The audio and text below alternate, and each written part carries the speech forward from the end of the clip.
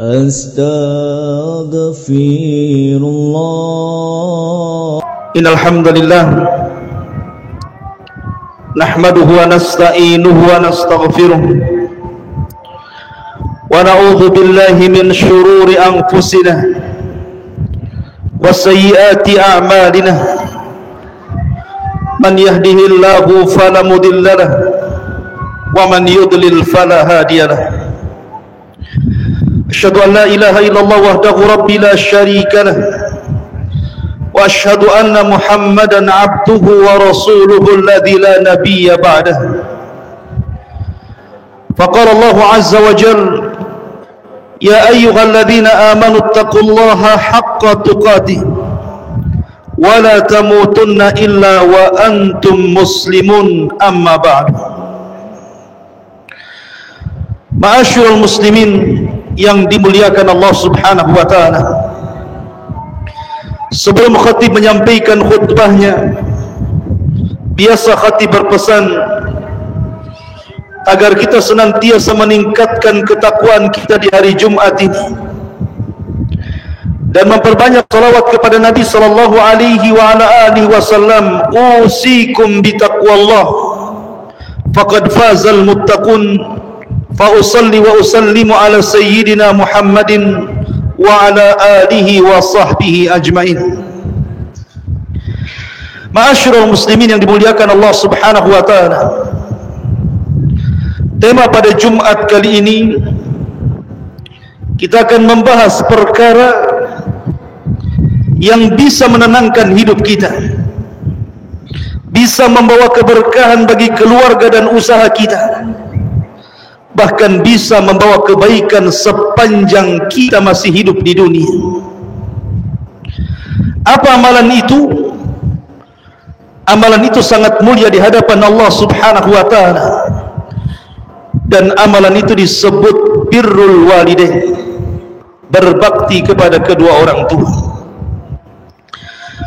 Di dalam surah Isra Allah subhanahu wa ta'ala mengatakan, wa qada rabbuka alla ta'budu illa iyyah wa bil walidaini ihsana imma yablughanna indakal kibaru ahaduhuma aw kilahuma fala taqul lahumā uffin wa la tanharhumā wa qul lahumā qawlan karīmā wahfid lahumā janāha dhulli minar rahmah wa qur rabbirhamhumā kama rabbayani saghira. Di dalam surah Isra ini banyak pelajaran yang kita akan petik seputar apa yang kita akan bahas di Jumat kali ini. Ma'asyiral muslimin yang dimuliakan Allah subhanahu wa ta'ala, di sini Allah subhanahu wa ta'ala berfirman, wa qadha rabbuka alla ta'budu illa iyyah wa bil walidaini ihsana. Dan Rabbmu telah memerintahkan kepadamu ya Muhammad agar senantiasa beribadah kepada Allah subhanahu wa ta'ala, mentauhidkan Allah, dan juga berbuat baik kepada kedua orang tua. Abdullah ibn Abbas radhiyallahu anhu mengatakan, ada 3 perkara yang tidak mungkin dilepaskan sepanjang hidup manusia. Yang pertama, salat dan zakat. Yang kedua, taat kepada Allah dan Rasulnya. Dan yang ketiga, berbuat baik atau bertauhid kepada Allah, kemudian berbuat baik kepada kedua orang tua. Ma'asyiral muslimin yang dimuliakan Allah subhanahu wa ta'ala, Allah subhanahu wa ta'ala berfirman dalam ayat yang lain, wa wassaynal insana biwalidayhi, dan sungguh kami wasiatkan kepada manusia agar berbuat baik kepada kedua orang tua. Maknanya, sebelum anda melakukan hal-hal yang menyakitkan kepada orang tua, ingat bahwa birrul walidain itu adalah wasiat Allah subhanahu wa ta'ala. Kalau seandainya orang tua kita berwasiat, kemudian kita tidak melaksanakan wasiat saja, terkadang kita takut selaku anak, khawatir kewalat dan yang lain sebagainya. Bagaimana kalau wasiat itu Allah yang mewasiatkan kepada kita? Ma'asyiral muslimin yang dimuliakan Allah Azza wa Jalla, maka birrul walidain adalah perintah Allah Subhanahu wa taala sekaligus wasiat Allah Subhanahu wa taala. Kemudian Allah Subhanahu wa taala lanjutkan ayatnya, imma yablughanna indakal kibar ahaduhuma aw kilahuma fala taqul lahumā uffin wa la tanharhumā. Apalagi kalau seandainya kedua orang tua kita ini, apakah dua-duanya sudah lanjut usia, atau satu di antara keduanya sudah lanjut usia, maka Allah mengatakan jangan pernah kita katakan kalimat apalagi membentaknya. Apa faedahnya di sini? Kita disuruh untuk menjaga perasaan orang tua. Nabi Allah Yusuf alaihi salam ketika sudah memboyong seluruh keluarganya, memboyong ayah ibunya Yakub alaihi salam dan juga 11 saudaranya ke Mesir, kemudian mereka dihormati. Yusuf bercerita di hadapan orang tuanya Yakub tentang kisah masa lalunya. Tapi Yusuf seorang nabi harus memberikan teladan. Ketika dia bercerita soal saudara-saudaranya, Yusuf tidak menceritakan secara detil bagaimana kezaliman saudara-saudaranya yang sudah memasukkan ia ke sumur, diambilnya oleh para peniaga, kemudian dijual jadi budak, dan begitu seterusnya. Yusuf tidak bercerita kepada Yakub, padahal Yusuf bisa saja bercerita kezaliman mereka untuk dipetik pelajarannya. Tapi Yusuf tahu perasaan orang tuanya, maka dia hanya mengatakan di hadapan Yakub, ba'da an nazagha syaitan baini wa baina ikhwati, sesungguhnya hubungan kami retak antara aku dan saudaraku dikarenakan ulah syaitan. Yusuf hanya mengkambing hitamkan syaitan dan tidak menceritakan secara detail bagaimana perbuatan saudara-saudaranya kepada dirinya. Kenapa Yusuf melakukan seperti itu? Karena dia ingin menjaga perasaan orang tuanya. Karena bagaimanapun birrul walidain yang paling tinggi adalah seorang anak bisa menjaga perasaan orang tua. Kalau seandainya wanita pelacur di zaman Bani Israel memberi minum seekor anjing yang najis untuk memasukkan kesenangan kepada seekor anjing dimasukkan ke dalam surga, bagaimana seorang anak yang memasukkan kebahagiaan kepada hati orang tuanya tentu melebihi pahala seorang pelacur yang memberi kebahagiaan kepada seekor anjing. Dahulu Abu Hanifah pernah ditanya oleh ibundanya, ya Nu'man, sesungguhnya ibundamu memiliki soalan-soalan, tolong jawab. Tetapi Abi Hanifah mengatakan, tidak wahai ibunda, kita akan datang kepada Zur'ah al-Wa'id, kita akan bertanya kepada dia. Akhirnya kemudian Abu Hanifah datang kepada Zur'ah al-Wa'id dan mengatakan, ya Zur'ah, ibundaku bertanya soal sesuatu, tolong jawab. Kata Zur'ah al-Wa'id, ya Abu Hanifah, engkau guruku, engkau imamku, engkau yang berhak menjawab pertanyaan orang tuamu. Kata Abu Hanifah, sudah jawab saja wahai Zur'ah al-Wa'id. Kemudian kata Zur'ah al-Wa'id, ya Abu Hanifah, kira-kira apa pertanyaannya dan apa jawabannya? Maka Abu Hanifah kemudian menjelaskan pertanyaannya dan memberikan jawabannya. Kata Abu Hanifah, nanti kalau ibundaku datang, jawablah seperti ini wahai Zur'ah. Ketika ibundanya datang bertanya, maka Zur'ah pun menjawab persis seperti yang dikatakan Abu Hanifah kepada dirinya. Kemudian Abu Hanifah ditanya, kenapa anda melakukan seperti itu wahai Abu Hanifah? Maka Abu Hanifah membawakan surah Al-Isra dan mengatakan, karena Allah Subhanahu wa taala berfirman, wahfid lahuma janaha dzulli minar rahmah, dan hendaklah rendahkan diri kalian di hadapan kedua orang tua kalian. Kalau seandainya aku jawab pertanyaan orang tuaku, sama saja aku menjadi guru bagi mereka, sama saja aku mengangkat suaraku di hadapan suara mereka. dan aku tidak hendak mengangkat suaraku di atas suara ibuku, karena ini bagian ketidaksopananku kepada dia. Lihat bagaimana Abu Hanifah memberikan contoh kepada kita agar kita menjaga perasaan orang tua kita. Makanya Allah Subhanahu wa taala mengatakan, "Fala taqul lahuma uffin wa la tanharhuma." Jangan katakan kepada orang tua itu kalimat apalagi sampai membentaknya. Ma'asyiral muslimin yang dimuliakan Allah Subhanahu wa taala. Terkadang ada seorang anak yang mengeluh. Setelah dia dewasa, dia teringat dan terkenang bagaimana perbuatan orang tuanya kepada dirinya. Boleh jadi mungkin orang tuanya kurang mendidiknya. Boleh jadi kemudian orang tuanya menelantarkan dirinya. Boleh jadi mungkin orang tuanya tidak pernah memberikan tempat, makanan ataupun minuman yang layak kepada dirinya. Akan tetapi, jangan sampai kalau seandainya orang tua gagal mendidik kita, gagal pula kita berbuat baik kepada mereka. Jangan sampai kemudian orang tua yang tidak sanggup ataupun menelantarkan kita sedari kecil, kemudian kita sudah sukses dan kaya, kemudian kita berlaku sama kepada mereka. Demi Allah, janganlah membalas api dengan api, dendam dengan dendam. Karena sesungguhnya semua ada akibatnya. Kalau seandainya kita hari ini tidak berbuat baik kepada orang tua kita, jangan salahkan anak-anak kita kalau tidak berbuat baik kepada kita.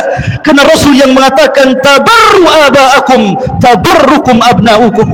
Berbuat baiklah kalian kepada orang tua kalian, kelak anak-anak kalian akan berbuat baik kepada kalian. Ma'asyiral muslimin yang dimuliakan Allah Azza wa Jalla, kalau sekiranya kita tidak bisa menyenangkan mereka, jangan pula menyusahkan mereka. Kalau sekiranya kita tidak bisa membuat tertawa mereka, jangan pula kita membuat tangis mereka. Di zaman Nabi SAW, datang seorang laki-laki kepada Nabi SAW dan mengatakan, "Alhiqni bil jihad ya Rasulullah." Rasul, libatkan aku dalam jihad. Nabi SAW tidak bertanya soal skill jihad orang ini. Rasul tidak bertanya kepada laki-laki ini, bisa apa engkau dalam jihad? Bisa main pedang, bisa main tombak, bisa berkuda? Tidak, Rasul tidak bertanya soal skill jihad.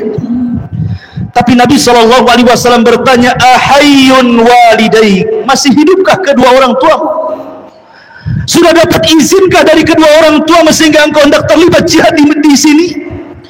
Laki-laki ini mengatakan, ya Rasulullah, aku sudah meminta izin kepada orang tuaku, tapi orang tuaku menangis dan terpaksa melepaskan diriku. Maka Nabi SAW mengatakan, irji' fa fihi ma fajahid. Kalau begitu pulanglah kamu, berjihadlah kepada kedua orang tuamu, buat mereka tertawa sebagaimana engkau sudah membuat mereka menangis. Begitulah harusnya kita. Kalau kita tidak bisa membahagiakan orang tua kita, minimalnya jangan pernah menyengsarakan mereka. Paling tinggi atau paling rendah, kalau kita tidak bisa berbuat apapun kepada orang tua kita, minimalnya doakan mereka dengan doa kebaikan. Walaupun mungkin doa dengan doa yang mustahil, seperti mengatakan, ya Rabb, kalau seandainya aku memiliki usia yang panjang, berikanlah sebagian usiaku kepada mereka. Kalau seandainya aku memiliki kesehatan yang banyak, berikanlah sebagian kesehatanku untuk mereka. Harusnya seperti itu seorang anak kepada orang tua. Tapi di zaman sekarang, kita bisa melihat di medsos, di masyarakat, bagaimana seorang anak berani membentak orang tuanya, seolah-olah orang tuanya tidak punya perasaan sama sekali.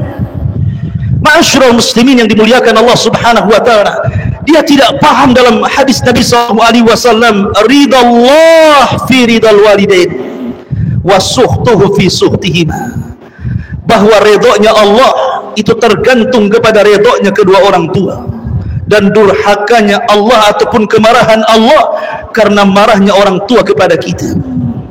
Ma'asyiral muslimin yang dimuliakan Allah Subhanahu wa taala, maka Islam sangat menjunjung amalan birrul walidain. Kemudian Allah Subhanahu wa taala mengatakan, wahfid lahuma janaha dhulli minar rahmah, dan rendahkanlah di hadapan kedua orang tuamu. Boleh jadi sebagian orang tua kita bodoh, mereka tidak sekolah. Boleh jadi sebagian orang tua kita tinggal di desa, mereka tidak kenal apa-apa. Dan kita yang sudah pindah hijrah ke kota, boleh jadi mungkin sekolah tinggi sampai ke luar negeri, tetapi tetap saja Allah Subhanahu wa taala mengatakan wahfid lahuma janahadzulli. Kita harus merendahkan kepada mereka. Sehebat apapun Anda, sekaya apapun Anda, setinggi apapun jabatan Anda, tetap Allah mengatakan wahfid lahuma janahadzulli minar rahmah. Rendahkan di hadapan orang tua. Ma'asyiral muslimin yang dimuliakan Allah Subhanahu wa taala. Terkadang ada seorang anak yang ingin membahagiakan orang tuanya. Dibawanya orang tua dari desa ke kota. Tetapi setelah sampai tinggal di rumahnya, justru orang tua sibuk mengurus cucunya, mengurus rumahnya, mengurus kebersihan rumahnya. Apa ini tidak durhaka kepada orang tua? Harusnya mereka disenangkan, dienakan. Apapun yang mereka minta selama tidak melanggar Allah Subhanahu wa taala dan Rasulnya, berikan kepada mereka. Jangan sampai terlontar dari mulut orang tua, lisan orang tua, nak tolong orang tuamu, bantu orang tuamu. Kalimat ini sangat menyakitkan orang tua. Karena sesungguhnya jabatan kita, harta kita, semua yang kita miliki itu semua milik orang tua, bukan milik kita. Rasul yang mengatakan, anta wa maluka li abik. Sesungguhnya hartamu, bahkan dirimu milik orang tuamu. Harusnya sebelum orang tua mengatakan tolonglah diriku, bantulah diriku, kita katakan, Bu, Pak, apa yang bisa kami bantu? Harusnya seperti itu. Ma'asyiral muslimin yang dimuliakan Allah Subhanahu wa taala. Karena baik ibu ataupun bapak sudah memiliki tugas masing-masing kepada anaknya yang tidak dimiliki satu dunia manusia. Seorang ibu, Nabi sallallahu alaihi wasallam ditanya, "Ya Rasulullah, man ahaqqun nas bi husni sahabati?" Rasul, siapa manusia yang paling aku utamakan untuk berbuat baik kepada dia? Maka Rasul mengatakan, ummuka, ibumu. Kemudian sahabat ini bertanya, siapa lagi wahai Rasul? Maka Rasul mengatakan, ummuka, ibumu. Kemudian bertanya lagi, siapa lagi wahai Rasul? Maka Rasul mengatakan, ummuka, ibumu. Kemudian siapa lagi wahai Rasul? Kemudian Rasul mengatakan, abuk, bapamu. Kenapa Nabi SAW mengulang 3 kali? Karena seorang ibu memiliki 3 tugas yang tidak dimiliki manusia satu dunia, dan itu hanya dimiliki seorang ibu. Pertama, seorang ibu mengandung. Tidak ada manusia yang mengandung kecuali seorang ibu. Yang kedua, melahirkan. Tidak ada yang melahirkan di dunia ini kecuali seorang ibu. Kemudian menyusui. Tidak ada di dunia yang menyusui kecuali seorang ibu. Makanya Rasul mengatakan ummuka. Adapun tugas bapak adalah memberikan nafkah kepada anak-anaknya. Sekaya apapun orang kaya yang suka menyumbang, membantu fuqara wal masakin, tidak ada orang kaya yang memberi makan 3 kali kepada fakir miskin setiap hari. Tidak ada. Cari orang kaya yang memberi makan setiap hari 3 kali kepada fakir miskin. Itu hanya bisa dilakukan seorang ayah. Dia bekerja siang malam, keluar pagi, pulang petang, berkeringat karena untuk anaknya, dan tidak ada penyesalan sama sekali. Bahkan terkadang dia tidak peduli dengan rasa capeknya, tetap saja dia memberikan makan 3 kali kepada anaknya. Belum lagi jajannya, belum lagi pakaiannya, belum lagi tempatnya, belum lagi kesenangannya. Ma'asyiral muslimin yang dimuliakan Allah Azza wa Jalla. Dari sini Rasul mengatakan, tidak ada kebaikan yang bisa membandingi kebaikan orang tua. Tidak ada. Sehebat apapun Anda memberikan pakaian, memberikan tempat, memberikan kendaraan, tidak ada yang bisa menjangkau kebaikan orang tua. Abdullah ibn Umar radhiyallahu anhu melihat ada orang yang menggendong orang tuanya sejak waktu ibadah haji. Tawaf ibunya digendong, sa'i ibunya digendong, lempar jumrah ibunya digendong, mulai daripada awal haji sampai akhir haji. Dia gendong orang tuanya dengan lelah letih, hampir mati dia menggendong orang tuanya. Tapi itu demi kebaikan orang tuanya. Kemudian dia datang kepada Abdullah ibn Umar radhiyallahu anhu bertanya, "Ya Abdullah ibn Umar, cukupkah aku berbuat baik kepada orang tuaku?" Kata Abdullah ibn Umar, "La, tidak. Walaupun satu hentakan napas orang tua melahirkan kamu, apa yang kau perbuat belum sebanding dengan kebaikannya. Ma'asyiral muslimin yang dimuliakan Allah Subhanahu wa taala, maka rendahkanlah kita di hadapan orang tua. Jangan pernah menonjolkan jabatan di hadapan orang tua. Jangan pernah menonjolkan kekayaan di hadapan orang tua. Jangan menonjolkan kecerdasan di hadapan orang tua. Ingat, dulu kita bodoh, orang tua yang membuat kita pintar.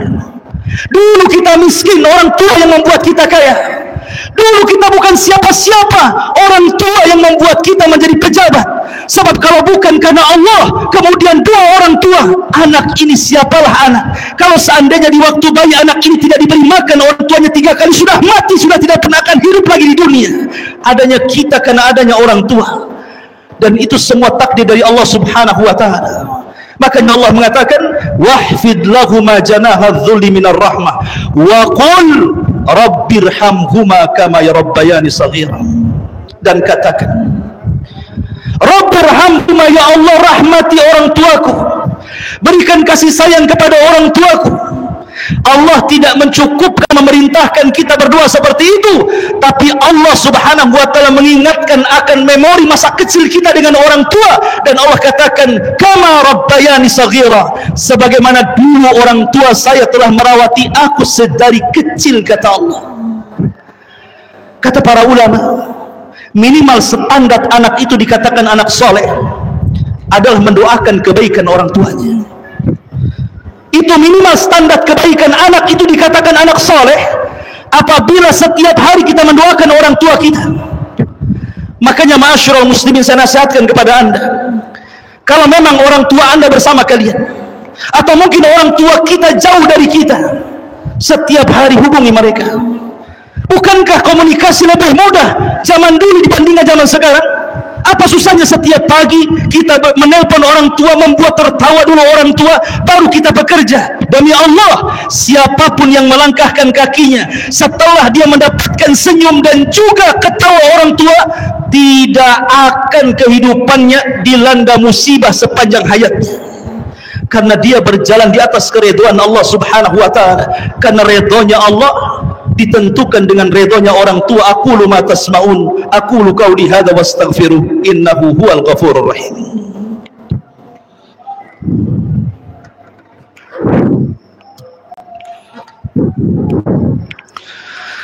Bihamdillah wassalatu wassalamu ala Rasulillah wa ala alihi wa sahbihi wa mawalah, wa la haula wa la quwata illa billahi wa ba'd.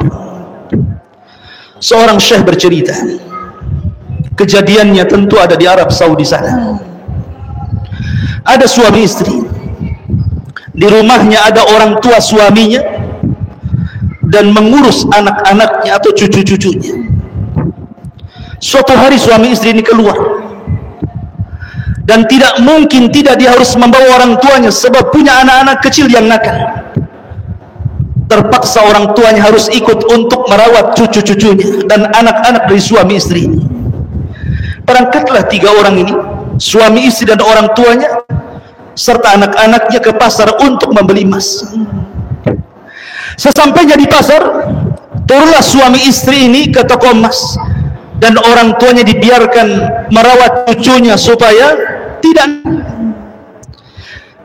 Berangkatlah suami istri ke toko emas, kemudian tawar-menawar harga, dan sudah disepakati, anggap saja harga emas itu 100 juta. Karena lamanya, akhirnya orang tua ini melihat anak cucunya mulai menangis, mulai rewel, mulai nakal. Dia berpikir supaya keluar dari mobil, kemudian diperlihatkan orang tuanya supaya dia. Keluarlah orang tua ini bersama cucunya supaya diperlihatkan orang tuanya. Masuklah kemudian ke toko emas tadi. Rupanya orang tua ini melihat ada cincin, bukan dari emas, dia cincin-cincinan, cincin dari besi. Diambillah, kemudian ditanya, ini berapa harganya? Maka toko emas mengatakan, ini hanya 5 rial saja. Berapa 5 rial? Sangat murah sekali. Akhirnya kemudian diambil, dan orang tua ini mengatakan, nanti bayarnya orang itu yang membayar itu anak saya. Keluarlah orang ini, ibu ini dengan cucunya menunggu di luar toko emas. Ketika sang suami istri hendak membayar emas yang dibelinya seharga 100 juta, tiba-tiba pemilik toko mengatakan, ini uang masih kurang. Kemudian dia mengatakan, bukankah harga emasnya tadi sudah kita sepakati 100? Iya, tapi ada orang tua membawa anak kecil, dia membawa cincin harganya 5 real. Berapa 5 real? Tiba-tiba anak ini emosi. Kemudian dia keluar mencari ibunya. Kemudian setelah ibunya mengatakan di hadapan ibunya dan membentaknya di hadapan pemilik toko emas dan mengatakan, orang sudah tua ngapain kau pakai cincin? Sini cincinnya. Diambil cincin itu kemudian dilempar ke tong sampah. Orang tua ini menangis. Kemudian membawa cucunya dan masuk lagi ke dalam tegaannya. Kemudian sang istri mengingatkan suaminya dan mengatakan, wahai suamiku, lima sana, kenapa kau melakukan itu kepada orang tua? Akhirnya dia sadar. Diambilnya cincin-cincinan itu.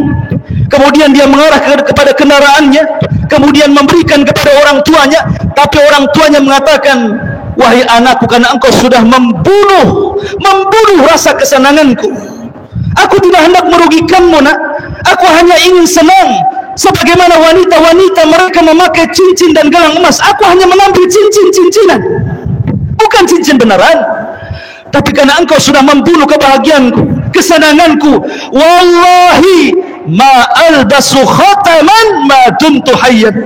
Demi Allah, aku tidak akan memakai gelang emas selama aku masih hidup. Masyarakat muslimin, lihat gambaran seorang anak yang durhaka kepada orang tua, tidak pernah menjaga perasaan orang tua. Tapi di sisi lain ada kisah seorang syekh bercerita tentang dua anak muda yang menceritakan tentang kedua orang tuanya. Ketika syekh ini selepas melaksanakan sholat Jumat, datang dua anak muda menangis, dan salah satunya mengatakan, wahai syekh, sesungguhnya orang tuaku waktu hari Kamis kemarin dia berpuasa, dan aku sudah menjanjikan kepadanya untuk memberikan iftar makanan terbaik yang disukai orang tua. Kata syekh, hasanan, baik, engkau sudah melakukan yang terbaik kepada orang tuamu. Tapi anak ini mengatakan, ya syekh, masalahnya begini, ketika aku sudah menjanjikan hendak memberikan iftar terbaik untuk puasa Kamisnya orang tuaku, karena kesibukanku bekerja, akhirnya aku lupa, dan baru ingat setelah maghrib aku pun bergegas pulang, rupanya orang tuaku sudah iftar dengan hanya segelas air putih, dan aku pun menyesal. Lalu apa yang harus aku lakukan, wahai syekh? Maka syekh mengatakan, kalau begitu bertobatlah, nak. Ulanglah hal itu kedua kalinya. Nanti kalau Senin dia berpuasa, maka belikan makanan yang terbaik, yang lebih engkau makanan itu kau belikan yang terbaik lagi daripada apa yang sudah kau janjikan sebelumnya. Maka anak ini mengatakan, ya syekh, itu sudah kami pikirkan. Akan tetapi orang tua kami pada hari Jumat masuk rumah sakit, kemudian Sabtu koma, kemudian Ahad meninggal dunia, dan aku tidak sempat memberikan iftar terbaik kepada kedua orang tuaku. Lihat bagaimana gambaran seorang anak yang saleh, yang tahu kebutuhan orang tuanya. Harusnya seorang anak seperti itu, bukan sebaliknya durhaka kepada orang tuanya. Ingat, salah satu doa Jibril yang didoakan, yang diaminkan Nabi SAW adalah, ragima anfu rajulin adraka walidayhi falam yudkhilahul jannah. Celaka dan binasa seorang anak yang masih mendapatkan hidup kedua orang tuanya, tapi tidak menjadikan kedua orang tua yang masih hidup itu memasukkan dia ke dalam surga. Hasan al-Basri sampai suatu ketika menangis. Kemudian murid-muridnya bertanya, ya imam, kenapa anda menangis? Kemudian Imam Hasan al-Basri mengatakan, celaka engkau, kemarin aku masih memiliki 2 pintu menuju surga. Sekarang salah satu pintu sudah tertutup. Maknanya salah satu orang tuanya sudah meninggal dunia. Bagaimana kalau seandainya dua-duanya meninggal? Berarti tertutuplah 2 pintu surga selama kita hidup di dunia. Maka bagi anda yang punya orang tua, ini masih mau lebaran, silaturahim kepada mereka. Bagi yang sudah meninggal, doakan ampunan agar Allah Subhanahu wa taala mengampuni dosa-dosa mereka dan mengangkat derajat mereka di hadapan Allah Subhanahu wa taala. Innallaha wa malaikatahu yusalluna 'alan nabi Ya ayyuhalladzina amanu sallu alaihi wa sallimu taslima. Allahumma ighfir lil muslimina wal muslimat wal mu'minina wal mu'minat al ahya'i minhum wal amwat innahu qaribun mujibu da'wa ya qadiyal hajat. Allahumma nas'aluka al jannah wa ma qarraba ilaiha min qawli wa amal wa na'udzubika min sakhatika wan nar. Allahumma inna nas'aluka al huda wat tuqa wal afafa wal ghina. Allahumma nas'aluka khaira ajilihi wa ajili ma alimna minhu wa ma lam na'lam. Rabbana la tuzigh qulubana ba'da idh hadaytana wa hab lana min ladunka rahmatan innaka antal wahhab. Rabbana atina fid dunya hasanah wa fil akhirati hasanah wa qina adzaban nar. Ibadallah, innallaha ya'muru bil adli wal ihsan wa ita'i dzil qurba wa yanha 'anil fahsya'i wal munkari wal baghi ya'idukum la'allakum tadhakkarun. Qumu lis salatil jum'ah rahimakumullah.